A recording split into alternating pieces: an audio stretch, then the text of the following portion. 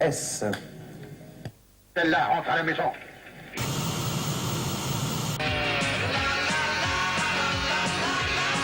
Initiative de nouveau faite, le CVP maintiendrait sa motion motivée. Mais en tout cas, les francophones de la majorité semblent fermes sur les principes à propos des fourrons.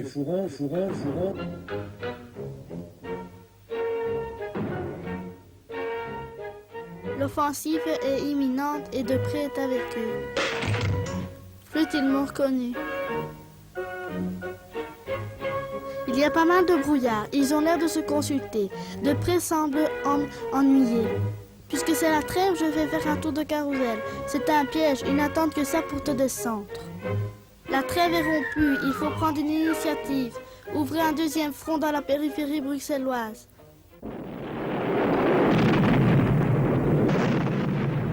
Vous êtes fier de votre rôle dans les tranchées? Mais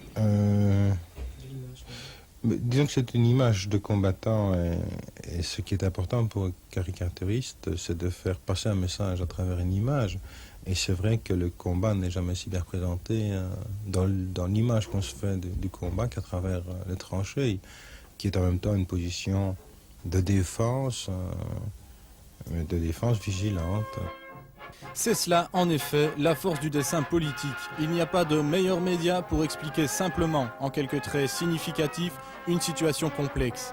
Avec ironie, une bonne dose d'humour délibérément provocateur, le caricaturiste, à l'instar de l'imitateur, est en quelque sorte le fou du roi des temps modernes. Tout lui est permis, ou presque. Un dessin de presse a un impact énorme, et qu'il a un impact énorme dans le public et parmi les hommes politiques aussi. Je sais qu'il y a certains dessins qui ont été faits à certains moments, qui ont pas dit, je ne serais pas présomptueux de dire qui ont fait changer certaines choses, mais qui ont quand même fait réfléchir. Rappeler certaines promesses à des hommes politiques qui ne tiennent pas pendant quelques semaines comme ça, à tout bout de champ, je vous assure, ça marque.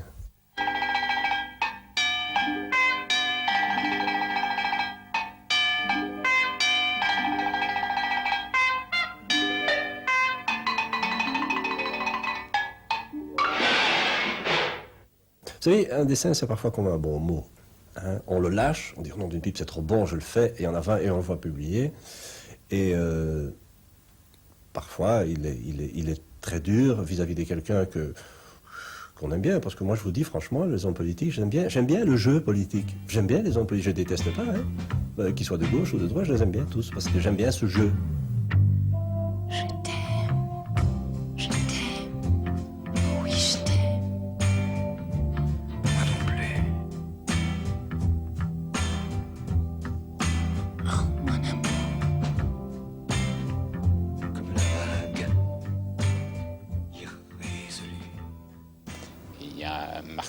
Qui susurre quelque chose à l'oreille d'un joueur de football et je suis derrière avec la tenue sombre de l'arbitre et je montre la carte d'exclusion.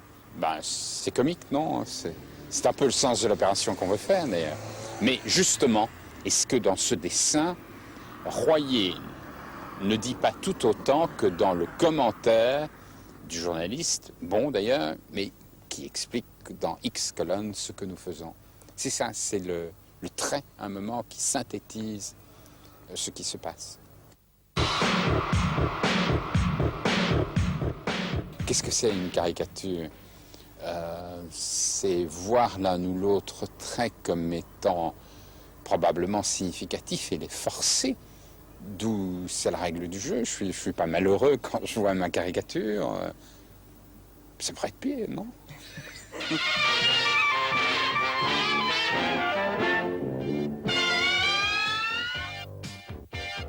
Il est vrai que la caricature occupe une place de plus en plus importante dans la presse écrite. Pour nos politiciens, elle devient même gage de notoriété. Et même si un coup de crayon assassin pourfend leur image publique, ils aiment se faire croquer. Beaucoup d'ailleurs collectionnent les dessins, les rachètent après parution, beaucoup aussi les affublent de leur propre interprétation. Vouranoise, c'est pas un genre de truc que je crierais. Enfin, le coq, il est conquérant, il est volontaire. Bon, ben, c'est vrai que je suis un petit peu volontaire comme ça aussi. Là, ça me fait rire puisque je leur donne une fameuse digestion. C'est pas mal alors. Celle-ci, quand on essaye de me remettre dans la boîte à surprise ou à malice, c'est vrai que Martin serait vraiment voulu m'y enfermer dans cette boîte. Il n'y est pas arrivé, et c'est bien pour la démocratie. Alors qu'il parle français, d'accord, mais qu'il articule. Non, vous savez, quand on fait de la politique, dans une démocratie en tout cas, il faut accepter que la presse en général, que des journalistes vous décrivent dans des termes qui ne sont pas nécessairement flatteurs. Alors ce qui est vrai pour les articles traditionnels, il faut l'accepter aussi pour une caricature, il faut accepter qu'on vous représente parfois dans une situation dans laquelle vous ne souhaiteriez pas vous trouver tous les jours. Parfois certains collègues plus sanguins réagissent vivement à un article. Je n'ai jamais entendu le même type de réaction à propos d'une caricature ou d'un dessin de presse, peut-être précisément parce que l'humour qu'on y trouve généralement fait mieux passer la critique. Pourtant, nos personnalités politiques n'apprécient pas toutes le trait caustique de la caricature, un trait qui peut, sans nul doute, altérer leur image auprès de l'opinion. Ainsi, Marc Dereau, caricaturiste ou pourquoi pas, a déjà subi des pressions émanant des instances dirigeantes. Pour ce dessin, Jean Gaulle a notamment bloqué la une d'un numéro du Pourquoi pas avant sa parution. Un exemple qui n'est pas unique. Voilà, pour ce dessin-ci, le Pourquoi pas m'avait commandé un dessin de Louis Michel, assez bleu. Il m'avait donné quelques photos. J'avais choisi une photo pour faire une caricature, donc. Apparemment, c'était pas une photo assez récente, c'était donc une photo de voilà quelques années. Et dans le temps, apparemment, M. Michel avait les dents un peu de travers, un peu dans tous les sens. Alors, évidemment, comme je faisais une caricature, j'avais dessiné ses dents un peu comme ça, évidemment. Alors, j'ai donné le dessin au Pourquoi pas, et apparemment, c'était la panique. M. Michel ne voulait pas faire paraître le dessin. Je devais changer les dents parce qu'entre-temps, il avait changé les dents. Alors, j'ai dû bricoler un peu, j'ai dû recoller un papier sur sa bouche et refaire ses dents nettement, comme ça. Les politiciens ne sont pas seuls à influer sur le travail des dessinateurs. L'esprit supposé d'un journal, les exigences d'un rédacteur en chef leur imposent parfois certaines contraintes. Pierre Kroll en a fait plusieurs fois l'expérience à Trends Tendance et au Vif l'Express. On m'a traité, pour employer les mots précis d'une rédactrice que je ne nommerai pas au vif, de dessiner trop régulièrement une humanité qui se traîne les couilles. Alors je crois que c'est pas tout à fait dans l'image du Vif l'Express. Enfin, moi j'étais prêt à redresser un peu mes personnages s'il fallait, c'était pas un gros problème.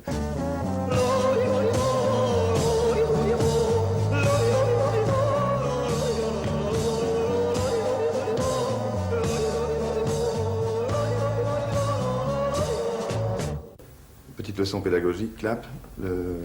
Voilà l'exemple d'un dessin donc proposé au Vif l'Express d'une rubrique l'humeur. Je vous le montre comme exemple d'une censure entre guillemets, quoi, hein, qui n'a rien de grave, mais qui montre comment les choses peuvent se passer dans le boulot. Donc le gars du fisc arrache les dents en or du contribuable, mais il y a un peu trop de sang au goût du journal. Le type, l'œil révulsé, bon, je sais pas, on ne sait pas parler d'un dessin, je crois qu'il parle de soi, mais la version est refusée, quoi.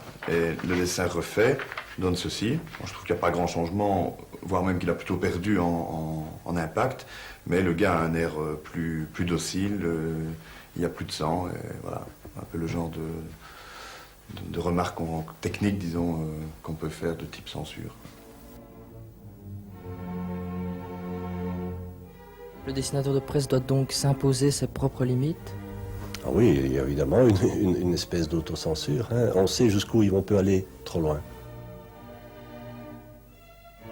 Et quand on me dit parfois que les dessinateurs belges sont moins méchants, ou moi en particulier, encore que je crois être un des plus méchants en Belgique quand on me laisse faire, je réponds aussi que je ne vois pas la nécessité à chaque fois de mettre du cul, de dessiner des bites ou quoi dans des problèmes politiques. C'est pas nécessairement de cette façon-là qu'il faut traiter le sujet. Donc tout le problème de l'autocensure n'est pas à voir comme toute barrière est une barrière à abattre pour aller plus loin, parce que si le plus loin ça vous écarte tout à fait du sujet, c'est pas nécessaire d'y aller, quoi.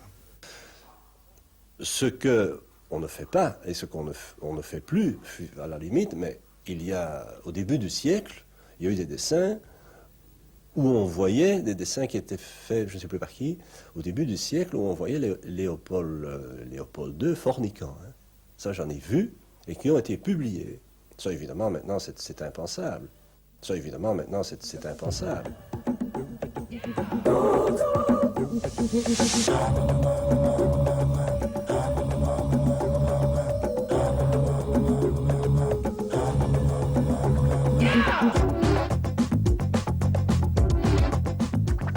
C'est terrible, ça vaut deux pages écrites, 2 pages entières d'un journal écrite pour expliquer tout cela. Et c'est tellement fin, tous les personnages y sont tout à fait à leur place. Il y a Wilfried, il y a Jean, il y a Baudouin, il y a Guy, il y a Pierre, il y a Wilfried qui est dans une position violente.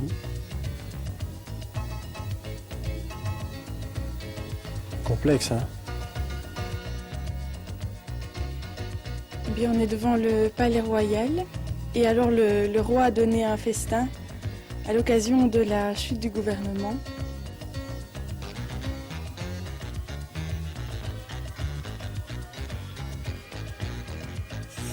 C'est incroyable, mais ça ressemble à quoi ça? À rien. Ça ressemble peut-être bien à une manifestation politique, peut-être. Ah, Baudouin participe aussi à la partie. Génial. Qu'est-ce que je vois? Un cocu avec des corps. Alors c'est vrai que ça a été fait au mois de mai, c'était fait à une époque où Gérard Deprez a été quand même à peu près coquifié par Joseph Michel, le ministre de l'Intérieur. Et je te trouve vraiment bien faite. Il arrive parfois que seuls les initiés décryptent un dessin, que la complicité entre les dessinateurs de presse et les hommes politiques exclut le public. Mais paradoxalement, certaines personnalités utilisent la caricature pour dérouter l'adversaire et sensibiliser les lecteurs.